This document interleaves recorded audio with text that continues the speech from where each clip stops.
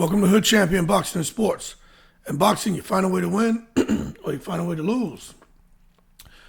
The Ring Magazine, pound for pound rankings. They've made some updates. And when I take a look at this, man, I don't really know what to think. You know what I'm saying?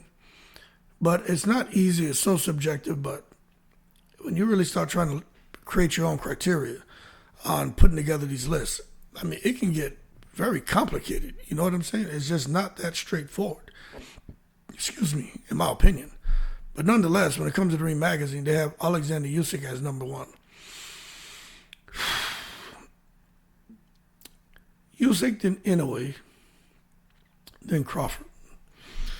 And it sounds to me like they're taking a look at the consistency of these in my goddamn water, boy.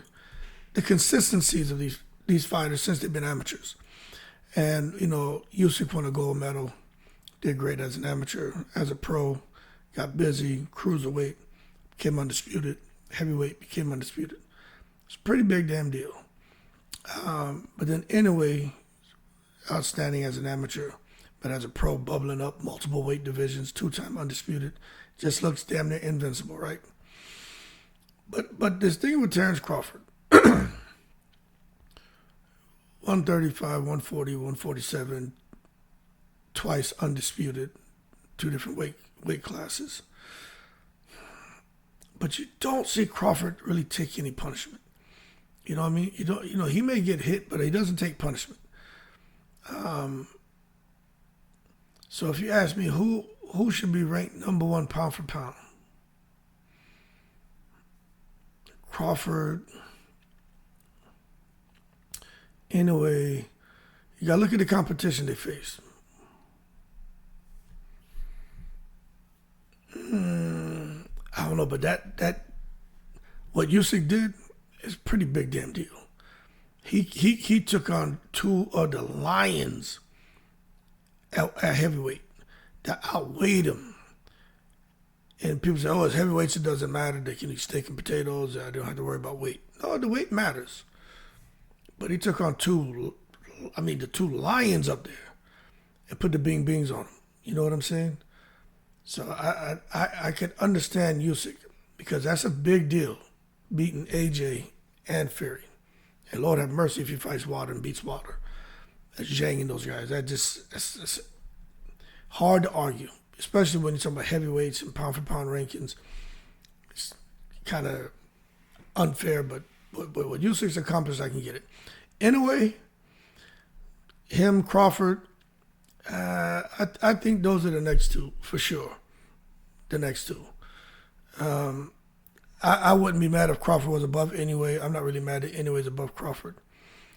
But I wouldn't be mad if Crawford was in the number one spot. I don't know about Inoue being the number one pound for pound. I don't know about that. But 2 or 3 is cool.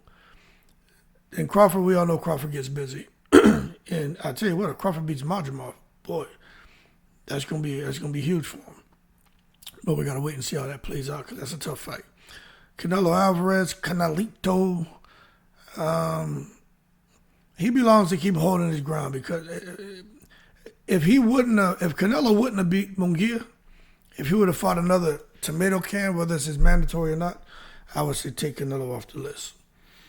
But the fact that what he did to Munguia, and Canelo is not in his prime anymore, you got to give Canelo credit. And plus with everything else he's done already. Benavidez, you could understand that. Bivol, I don't know.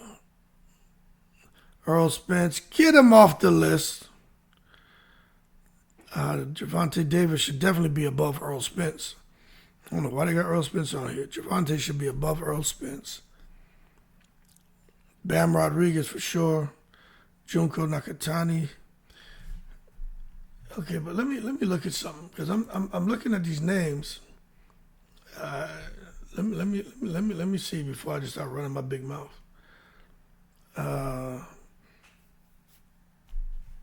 Looking at the heavyweights, Parker, he's been getting busy. Don't know if he deserves to be on that list yet. Cruiserweights, Apataya getting busy, but he doesn't really deserve it. Not yet. 175, Baval Bertabiev, and that's really it. Who deserve to be up there? David Benavidez. Does David Benavidez deserve to be on that pound for pound list? I think he deserves it more than Errol Spence. I really do. There's nobody else at 160. And Canelo's already there at 168. But David Benavidez could definitely bubble up in there. 160. Guys aren't really getting the opportunity because at 160, everybody seems to be scared to fight each other. But Alan Cannulli could find himself bubbling up into the pound for pound rankings if he gets an opportunity.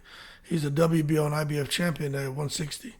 If he gets a chance to fight Adam Esalara and he mess around and become undisputed, then we got a conversation. At 154, Jamel Charlo killed himself. He hurt himself. Man. He should have been on this list, but he created his own misery.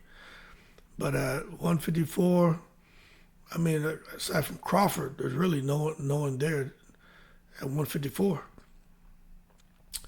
147, Boots is on his way. He's got some work to do, but Boots is on his way. And Terrence Crawford, Errol Spence.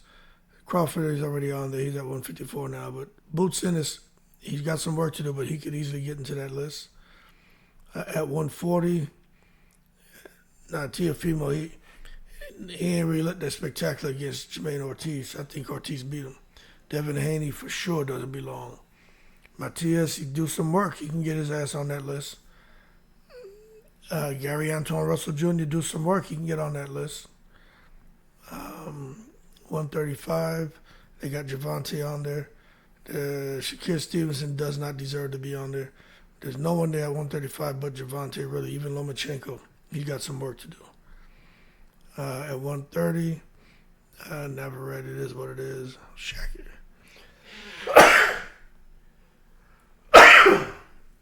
Excuse me. Shaki Foster, he's got some work to do, but excuse me, he's on his way. Yeah, that's really it. Then down here at 126, we already talked about. There's no one there at 126 to even talk about. This guy here, Raymond Ford, if he keeps doing the business, he may find himself on that list. And of course, Inoue. And really, man, and then a couple other names, but this list is pretty. The only difference I'd make is I would throw David Benavidez in here and get Errol Spence off. I would, but it's subjective, so it is what it is, right? Anyway, that's the Ring Magazine Pound for Pound rankings. Let me know what you think. I'm in the breeze.